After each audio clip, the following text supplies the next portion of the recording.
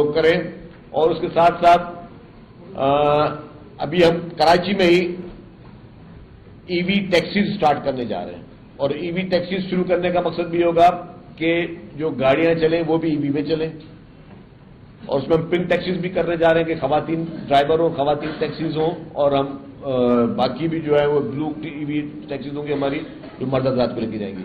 لیکن ساتھ ساتھ جو اصل بات فٹنس کی زبیر صاحب نے بھی, اب اس میں یہ آلریڈی 2-4 میٹنگ کر چکا ہوں, اب میں یہ چیز کرنے جا رہا ہوں, اس کی ریزسٹنس بہت آئے گی مجھے پتا ہے.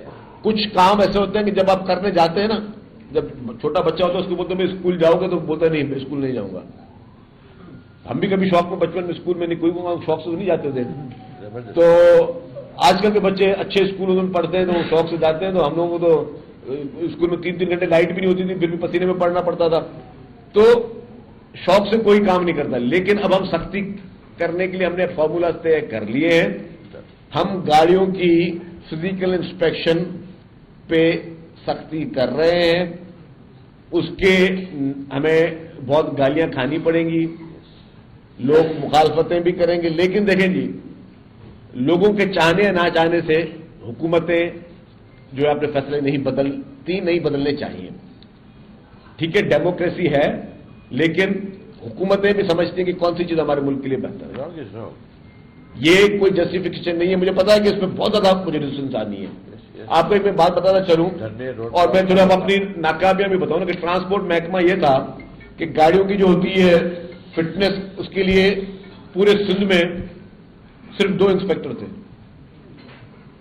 اب سوچیں 2 انسپیکٹر جو ہے اس نے پورے سندھ میں گاڑیوں کی انسپیکشن کرنی ہے.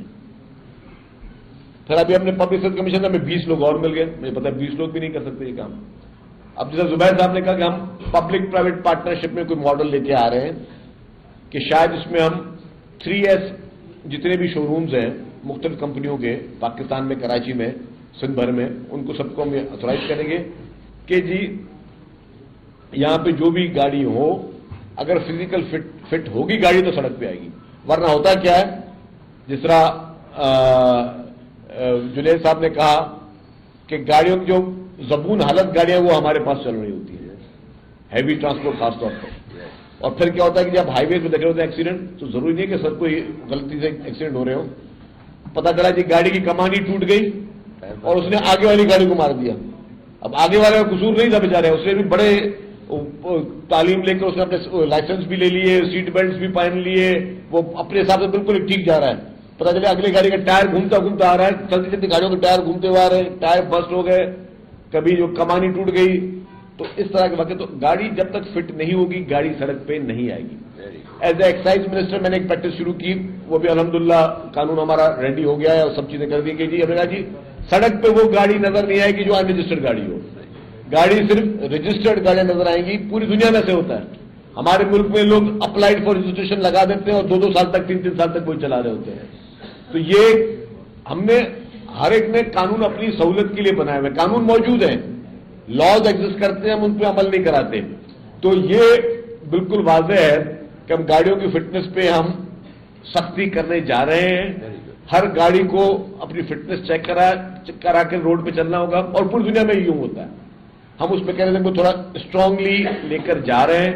اب اگر ریزسٹنس آئے گا تو اس کو بھی فیس کریں گے, لیکن کرنا ضروری ہے.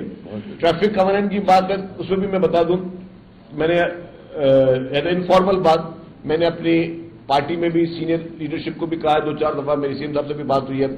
اور انشاءاللہ تعالیٰ میں جو اس وقت ٹریفک کا نظام ہے اس کی بہتری کے لیے ہمیں ڈراسٹک ایکشنز لینے پڑیں گے, ہمیں سختی کرنی پڑے گی. اور اب ٹریفک کا ایشو کیا ہے, ٹریفک میں کون ذمہ دار ہے؟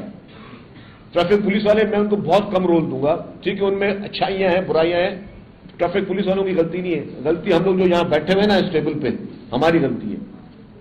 ہمیں کس نے کہا ہے کہ گاڑی چلاؤ اور جب لال بتی جل رہی ہو تو ٹریفک سگنل توڑنا ہو؟